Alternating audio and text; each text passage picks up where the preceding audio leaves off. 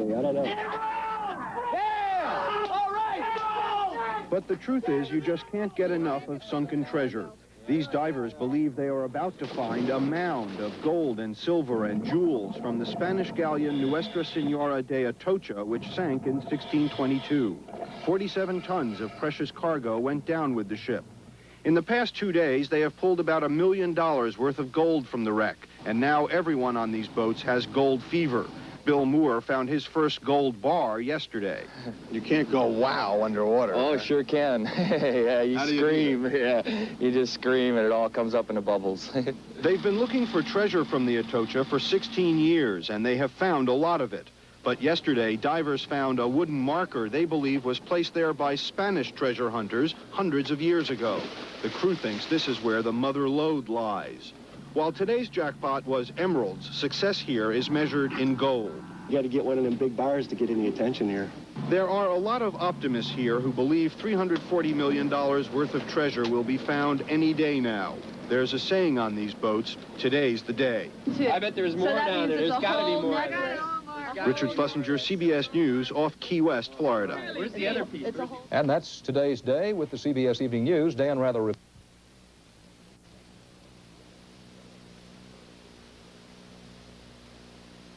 Convicted of killing 6. He's a modern-day treasure hunter who has had astonishing success.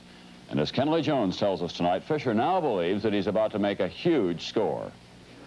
For more than 20 years, Mel Fisher has been searching underwater for sunken treasure.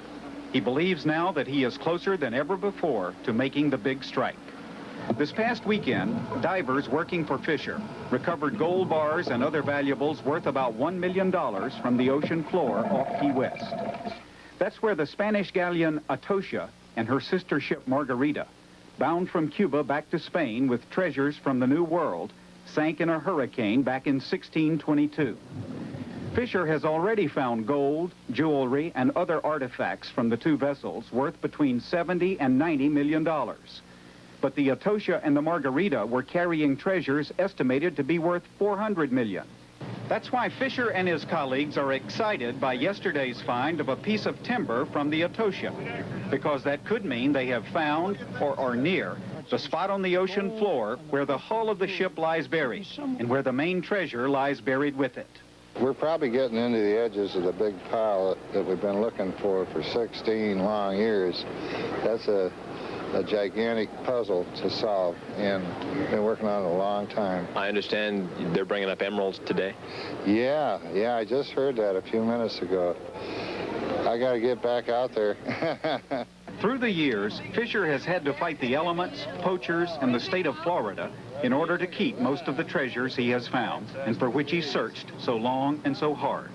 The search, he says, has been successful. Magnificent. Kenley Jones, NBC News, Miami. That's nightly news for this Wednesday night. I'm Tom Brokaw. Good night from all of us at NBC News.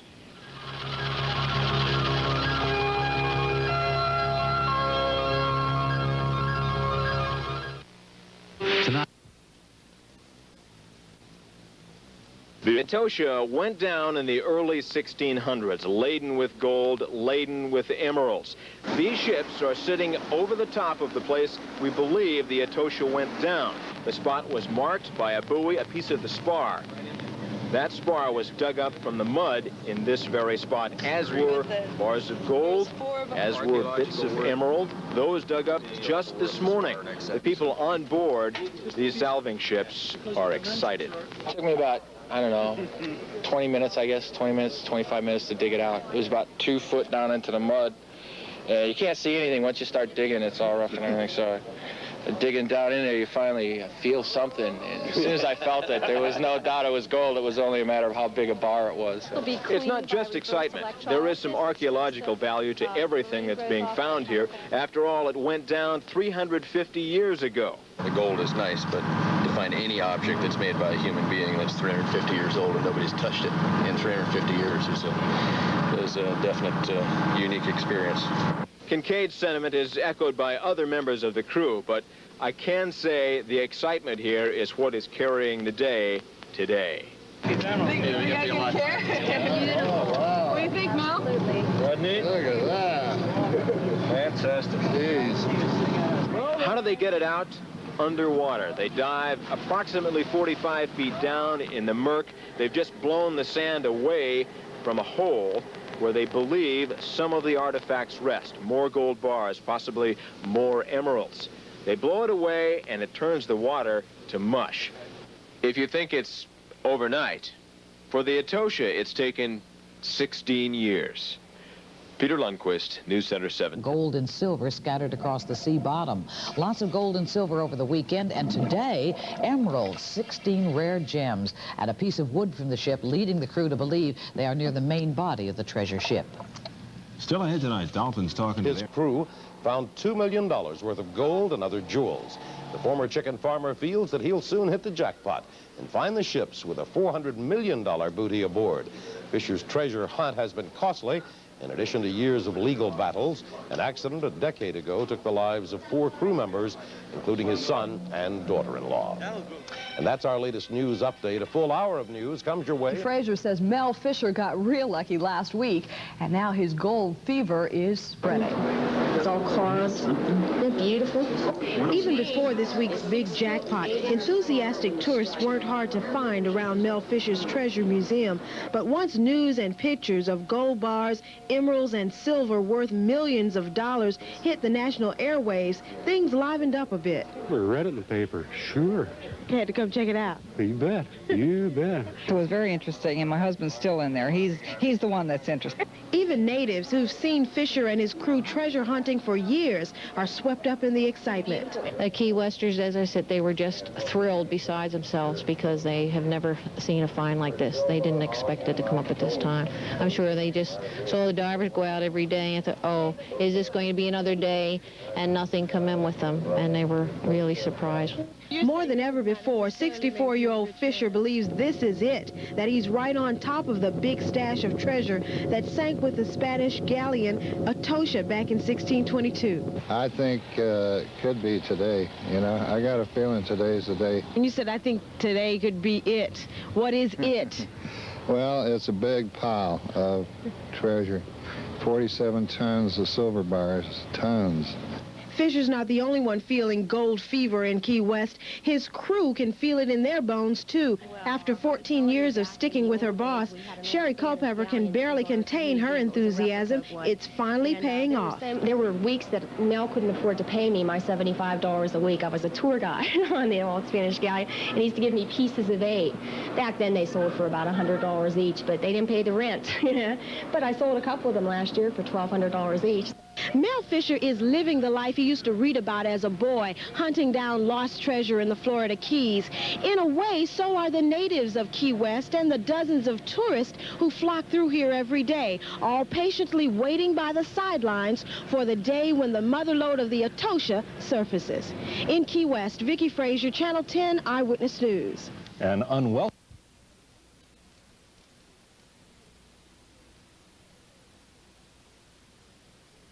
Mel Fisher is living the life he used to read about as a boy, hunting down lost treasure in the Florida Keys. In a way, so are the natives of Key West and the dozens of tourists who flock through here every day, all patiently waiting by the sidelines for the day when the mother lode of the Atocha surfaces. In Key West, Vicki Frazier, Channel 10 Eyewitness. Hunter Mel Fisher. Fisher and his crew discovered the wreck of a Spanish galleon off the coast of Key West, Florida, and today the 300-year-old ship gave up some of its treasures. Among them, 13 gold bars, a 7-foot-long gold chain, silver plates, and hundreds of gold coins. Experts estimate the value of the find at $90 million, and Fisher says there's a lot more to be recovered. You think he could stand a couple of partners? That's right. I'm ready to invest now, but not before that.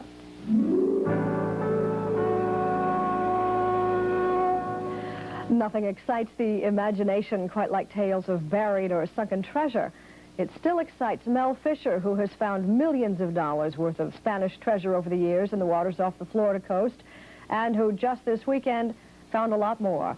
Mel Fisher joins us this morning, pierside in Key West, Florida. Good morning, congratulations. And Mr. Fisher, can you tell me exactly what your latitude and longitude is? Good morning. I don't know what the latitude and longitude is, but I know today's the day. How do you mean? It's going to be a good one. What's going to happen today? We're going to find this huge pile of treasure. You really think you're going to find the ship itself? Well, yeah, I think we're going to find a substantial portion of the hull because yesterday we found a buoy made, handmade 360 years ago by Gaspar Vargas, one of the salvagers, and he cut off a big section of the spar and cut grooves in it, tied a heavy line on it, and tied it to a cannon, a bronze cannon, to mark the spot where this big pile of treasure is. And we found that spar yesterday, my son Kane did, buried down in the mud a couple of feet. And I'm sure it's the one that they were describing in those old documents that we found in Spain. And how long ago did he leave that marker for you?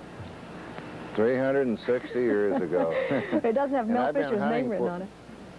I've been hunting for it for 16 long years now. Let's it's a gigantic puzzle. Let's roll some tape if we can. Among the treasures you found were a big hunk of wood. Now, why is everybody so excited about that hunk of wood? Well, it seems like it's talking to us, you know, and saying, here it is. This is where we marked it 360 years ago, and I've been looking for it for 16 years, and I'm glad to see that marker. We're looking at some jewels and bars of gold. I've seen film of your divers just scooping bars of gold off the ocean floor. Was it as easy as it looked? No, not really. But it is very exciting and very rewarding. They're beautiful, beautiful emeralds, 16 of them yesterday. And they're not just ordinary stones. They're from the Cusquez mine in Colombia, which has a beautiful deep green stones. They can't find them like that anymore. Now, and plenty of gold bars too. I've seen the whole treasure valued at $400 million. Now, was there a manifest or something left behind so that you could make that kind of a value? Yes, we got the manifest from the archives of the Indies in Seville, Spain. My historian, Dr. Eugene Lyon, found the documents and tabulated up how many coins and how many bars and so on, you know. But some of the treasure, I see the ocean floor littered with this bejeweled debris, but you think that most of it is still intact in some fashion in the vicinity of the hold of that wrecked ship? Yeah, should be. My son Kane's been following this trail of ballast stones for about the last 2 years, going way out, a long ways from where we found the first 50 or 60 million bucks worth of stuff. And so for a long time we've been following this trail of stones and nothing but stones, you know, find a rock and then dig for 2 more days and find 1 more rock and dig a couple more days and find 1 nail, and after 2 years of that, we're finally coming into the gold and silver. Isn't that great? That's great. One last question. I've got taxes on the brain this week. We're watching the president's speech. How do you pay taxes on loot like that? Just like anybody else, you pay taxes on your profit, you know. It's just capital gains. Well, there's a lot of different ways to treat it. We have several investors, and each one has their own bracket and their own way of handling the taxes, and that's left pretty much to the CPAs. Yeah, I guess. Here, I brought it all the way down to the bottom line, but congratulations and have a wonderful day, Mel Fisher. Thank you. Yeah, and all right. This is Today on NBC.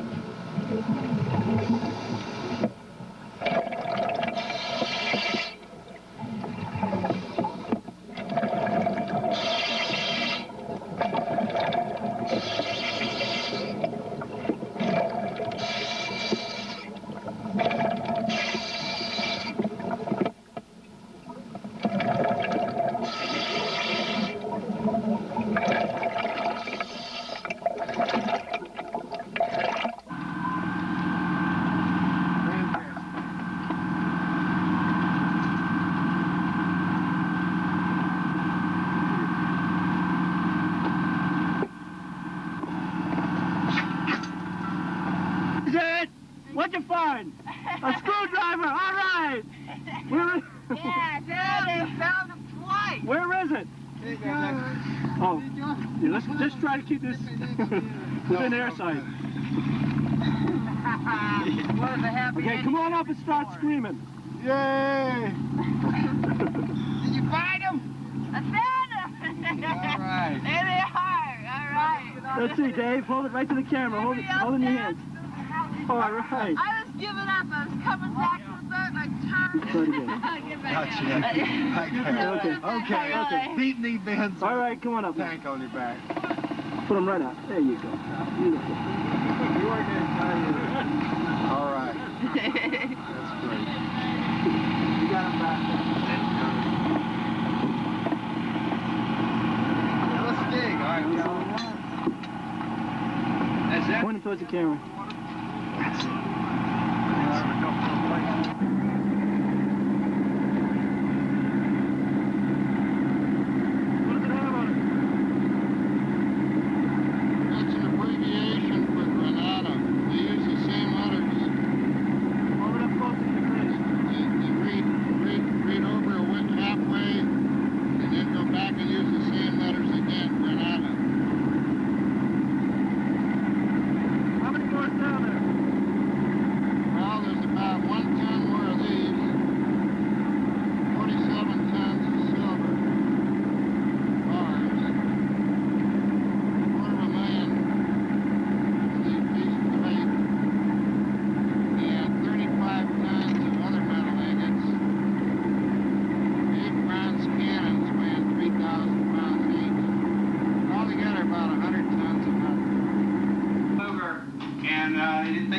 Treasure chest full of 8 pieces of 8, and they don't know how many they got now. They're just bringing up clumps.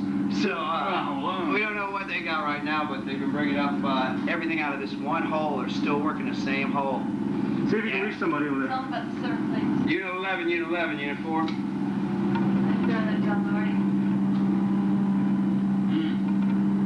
They're on the other chair. This the secret treasure map right there? Yeah. Is that where it all is? Right over here. Right over, up? All right, man. 7.5 feet below the hook line. 7.5 feet is going to take me 40 minutes. Yeah, side scan was 7.5 feet. Well, we should do it the right way. Just take a layer off. Take a layer off. Another layer off. It might come off a lot quicker. It might have cooled off. You know, we were pumping along the step off. Okay, it's almost 20 minutes. That's good. Check it out. We may as well check it out. I might get to do my American Express card commercial after all. Hi, do you know me? I found a big pile. That's why I cut my American Express card. That's good. Now, what do you think? What do you think, Drum? Take it off at 20 minutes? Check it out. Put it off at 20 minutes. Check it out. Yeah, I guess so. Just to see if we're on the top of it. Work our way down. That'd be nice. Oh, why not uncover the whole big thing? That'd be nice, too. Because to wait 40 minutes, nothing down there, that'd be pretty disappointing. I think the amount of chests of coins. That'd be fun. They were bringing up handfuls and they just brought up like a big clump. They're in the same hole, Mel, same hole. We're using the water jet. No shit.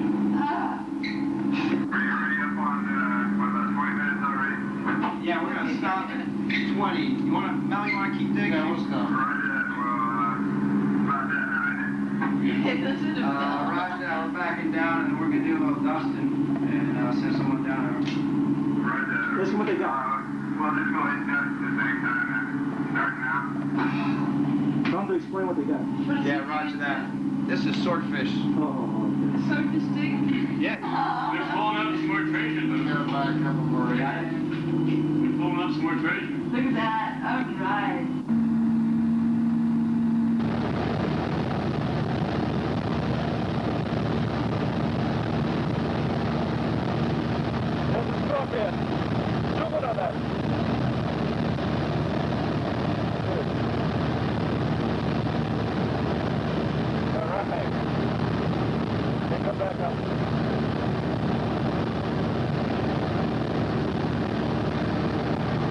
That's going to be great from 4,000 or 5,000 feet.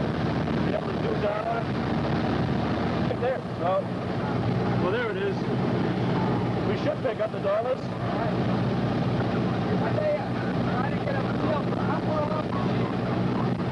Well, from here, the camera is two different things. I think she might be coming up to the camera. Yeah, there it is. Try to zoom on her.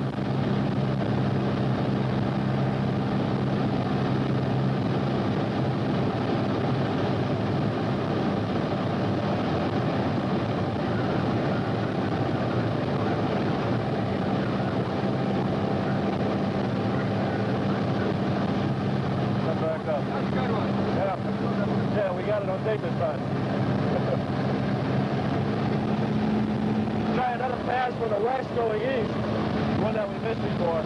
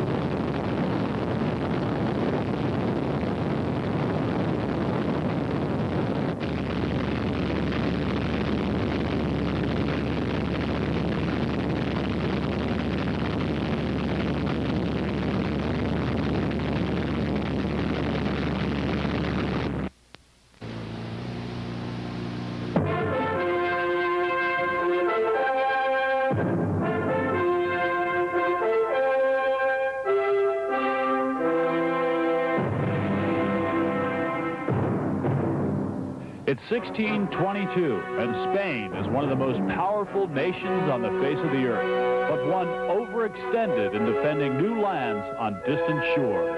At sea, the Spanish galleon Atocha is headed home from the West Indies with cargo of gold and silver, cargo that Spain needs desperately to finance the ongoing 30 Years' War. But the gunship Atocha and her crew would never again see the coast of Spain.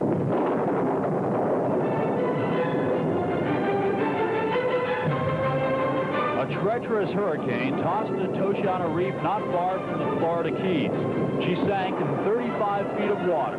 The only survivors, 2 ship boys, a seaman, and 2 slaves. The tragedy claimed the lives of 260 of Atocha's crew members, lost with them a vast fortune and secrets from 17th century Spain. Each length on this was like a $10 bill. You bend one length off and you get $10 worth of food or wine or whatever you wanted. At his headquarters in Key West, Mel Fisher, the world's most successful treasure hunter, proudly displays the riches he's devoted a lifetime to obtain, at a price some say was far too costly. To date, the search for the treasure of the Atocha has claimed 4 lives, including Mel's oldest son, Dirk, and daughter-in-law, Angel, both of whom drowned when a salvage vessel capsized. But despite the misfortune, Mel moves on. Well, at first it really depressed me. I wondered, you know, whether it was really worth it all. And then I got to thinking my son Dirk would have wanted me to carry on because he was fanatically on the hunt too. And so we're still at it trying to complete the mission. Be sure and join us again tomorrow night as we find new riches and continue our search for the treasure of the Atocha. Reporting from Key West, I'm Long John Bafar on the Nautical News Team.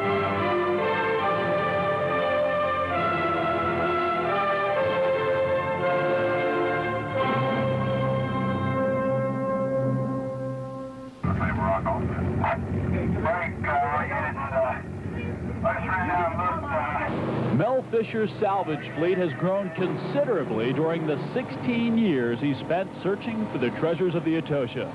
Just locating the wreck took 5 years of painstaking research through Spanish archives, and an additional year patrolling the sandy bottom off the Marquesas with a metal detecting device. But on June 1st, 1971, the perseverance paid off. A few pieces of broken ceramic and a single lead musket ball came to the surface.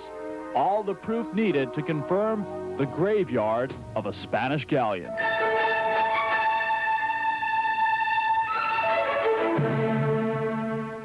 found a strike.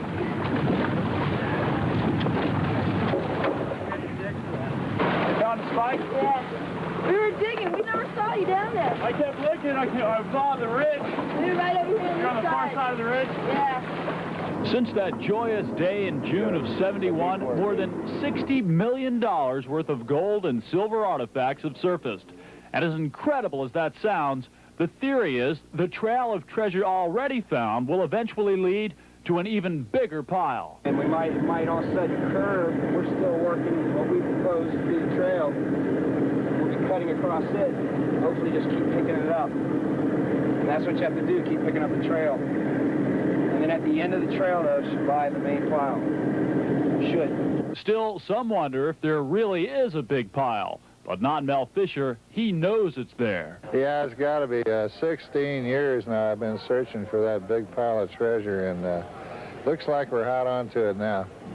Have you figured out what you're going to do with all that gold once you do find it? I'll just let people take video of it, you know, like you, and let people lift it up and touch it. And here's a bar here that my son found yesterday, and I got all excited, and I jumped on the speedboat and went out there and went down, and I don't get to do much diving anymore. It's so much office work. And this is what you came up with. I found a nail. I found a nail, but that's a beautiful thing too, isn't it? Yeah, well, jeweler might not think it's worth quite as much as the gold bar, but that is nice. Back out at sea some 40 miles west of Key West, the treasure hunt continues. How'd you do?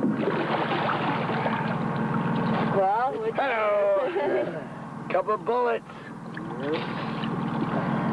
From the wrong war. It can be months or minutes. That's what keeps gold fever alive, not only for the treasure salvers, but for the TV crews as well. Perhaps no one has reason to be more of an optimist than does Sue Nelson. For just a few days before, she made the most significant find in over 3 years. Tomorrow night, we'll take a look at some of those riches as the search for the treasure of the Atocha continues. Reporting from Key West, I'm Long John Bafar on the Nautical News Beat.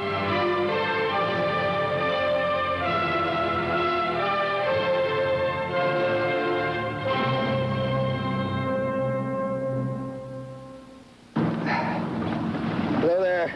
See you in the funny pages. Long, hot days, hard work, and no guarantees.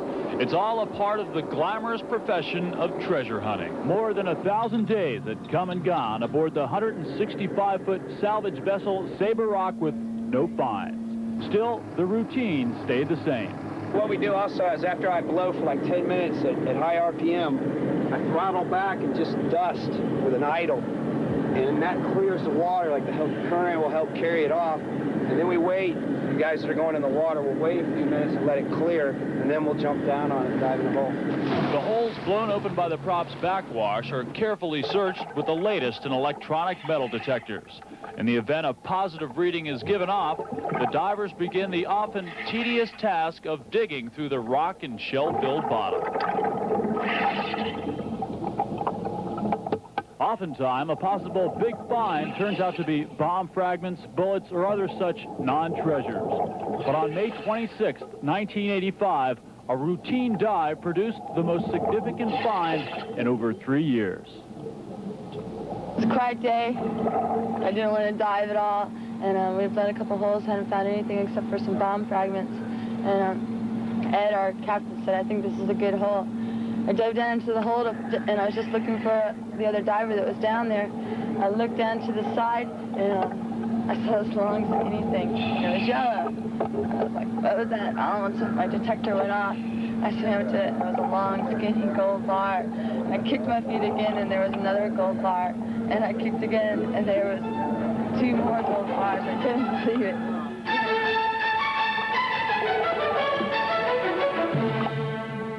Lady Luck, she is on this boat. We were hunting out here last winter and hadn't really got any gold for about a month, and she came out to visit me, and all 3 days that she was on here, we found 2 gold chains and a gold bar, one every day. She found a gold chain herself, so she brought a lot of luck.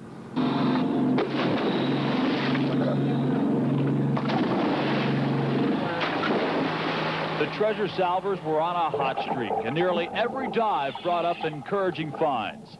As we searched the ocean's floor, our metal detector indicated possible treasure. After digging through nearly 2 feet of sand, the treasure was in hand. They're all in that one spot. What makes them stick together like that? I believe it's the silver sulfide. It's when they fell in, they laid on top of each other like that. So these are 3 pieces of A right here. 1, 2, 3. All right. Real treasure. There's plenty more where that came from. Really? Today's the day. Be sure and climb aboard again tomorrow night as we wrap up our search for the treasure of the Atocha and enjoy a golden sunset. Reporting from Key West, I'm Long John Bafar on the Nautical News Beat.